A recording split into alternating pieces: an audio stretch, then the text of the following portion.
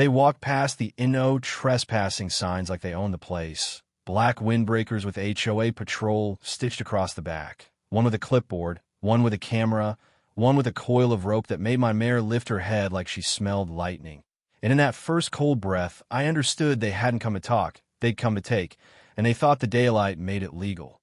You know what I mean? When a stranger steps onto your land and calls it community property, like your grandfather never bled on this soil, like your fence is just a suggestion, like your animals are bullet points on a memo.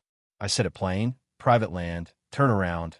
Yet the rope man swung his loop toward Daisy's halter, and the one with the camera kept clicking like my life was a policy violation.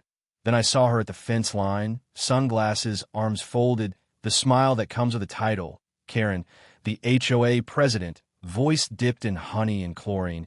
"You're harboring livestock in violation of covenants," she said. And I told her I wasn't in her covenants, never signed one, never would, but she just tilted her head, like a teacher with a slow student, and told her officers to take the cows first. The horses could wait. I was halfway to the gate when Rope Man's hand dropped to the black stun gun at his belt, and, I'll admit it, fear slid across my ribs like ice because one wrong twitch and my gentle animals would be panicked into hurting themselves or someone else, and somehow they'd call my fault. Then a shotgun racked behind them like a door slamming, and everybody froze, and there was Bill, my neighbor, broad shoulders under a dusty hat, eyes calm, barrel pointed down, but not too far down, voice easy as, "Old Leather, you boys took a wrong turn," he said. "And they have, because this ranch isn't in Maple Grove, never was, never will be," and he spelled it out for them while my heart climbed back down from my throat.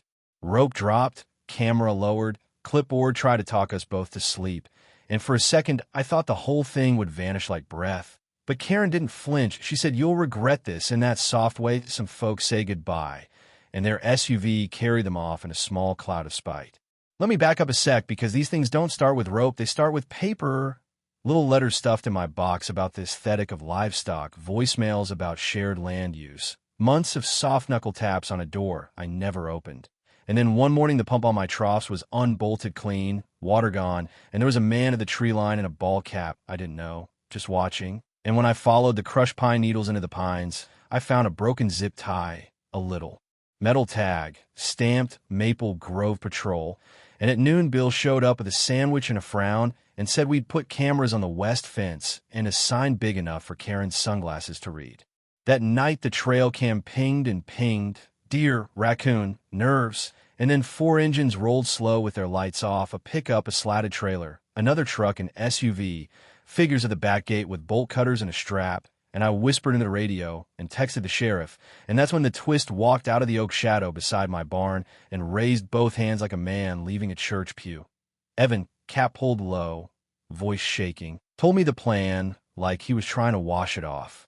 Himself, 6 or 7 guys, a script about emergency removal, drive the horses, then rescue the cows, and I asked if I could trust him, and he said, "I'm here, aren't I?" Which isn't a guarantee, but it's more honest than a promise, so we shut the barn doors and set the crossed eyes and spread hay to keep the animals calm while the cameras caught the cutters chewing through the chain and the strap looping around the gate, and Burke, the rough one, smiling like this was a rodeo, and I took the big flashlight and lit them up and told them I had the sheriff on the way. And Burke laughed until Bill's truck slid into the pasture with the spotlight, and then the sirens hit, red and blue breaking open the dark. And I thought maybe we were about to breathe again when Burke struck a flare and tossed it over my fence, and it spun like a wicked comet and landed in my hay.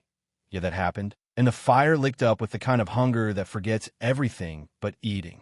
We fought it, me with a tarp, Bill with a tank on his truck, Evan with the hose he just reconnected to the sabotage pump, steam and smoke, and the hot animal panic of a barn that remembers every bad night. And by the time Sheriff Daniels slid in with 2 deputies, the flames were down to angry edges, and the gate was cut, and the men were boxed by light and law, and the charges rolled off Daniels' tongue. Trespass, attempted livestock theft, reckless endangerment, and they went quiet in that way.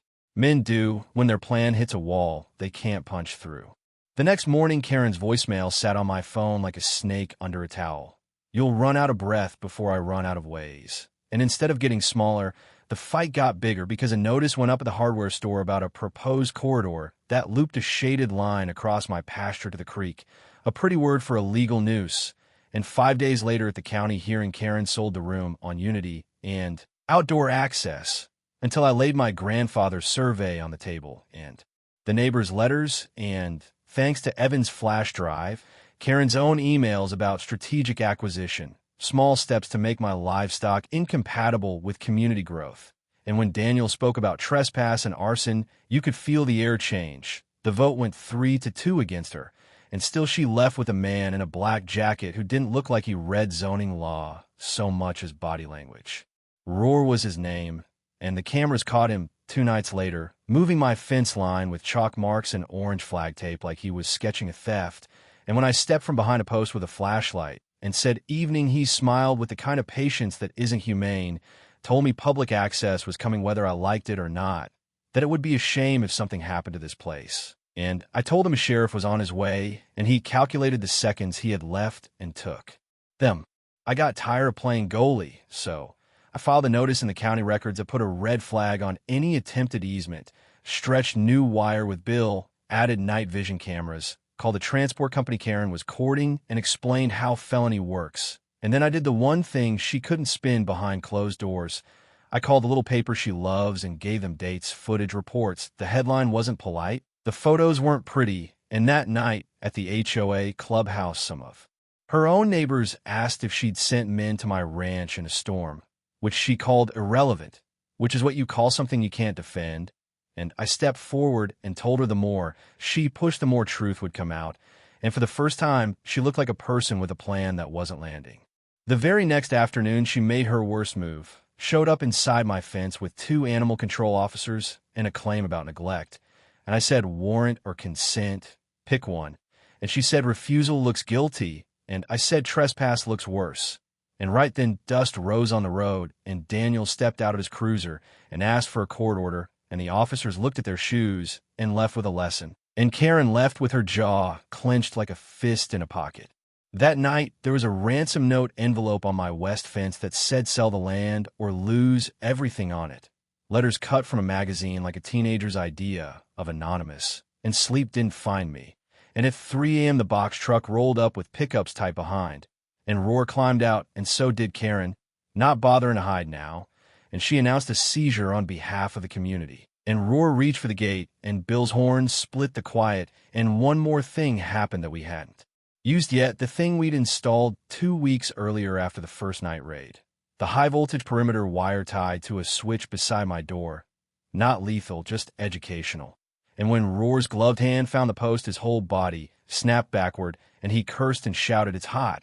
And a second later, red and blue washed the lane again, and Daniels told them all to present their wrists. And as the deputy cinched the zip tie on Roar, he gave me this long, cool look like he was measuring where I break. And I stared right back, because some men think silence is power when it's just emptiness dressed in black.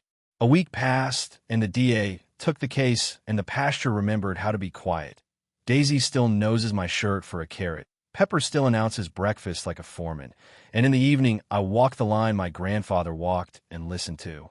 The fencing a little in the wind, and think about how close we came to losing not just hay or hardware, but the promise this place holds for anyone who's ever believed that land and work and kindness might add up to a life. You want to know the truth? The part one didn't say at the hearing because it would have sounded sentimental in a room with microphones. It's this. What I defended wasn't just acreage. It was the idea that a person who signs nothing owes nothing to a club they never joined. That law is only law if it honors the boundary where someone else's dream begins, and that when you push honest people hard enough, they remember how to push back. Not with smoke and flare, but with paper and neighbors and the simple decency of showing up. Maybe Karen will do time. Maybe she'll slide past it on a technicality. Maybe Roar will take a new contract in a new county with the same bad chalk. And maybe some board somewhere will dress a grab in prettier language. That's the open question hanging over the last fence post as the sun drops. What do we owe each other when community is used like a crowbar, when safety becomes an excuse for control, when a trail isn't a path but a pry? So I'll end here, porch light off, stars back where they belong, and I'll ask what I've been asking myself since the first rope swung toward my mare. What's right, what's wrong, and where do you draw your line? Because that's the only thing that matters when someone else brings theirs to your gate. Tell me where you stand. Tell me what justice looks like out here. And tell me if you think I went too far or not nearly far enough.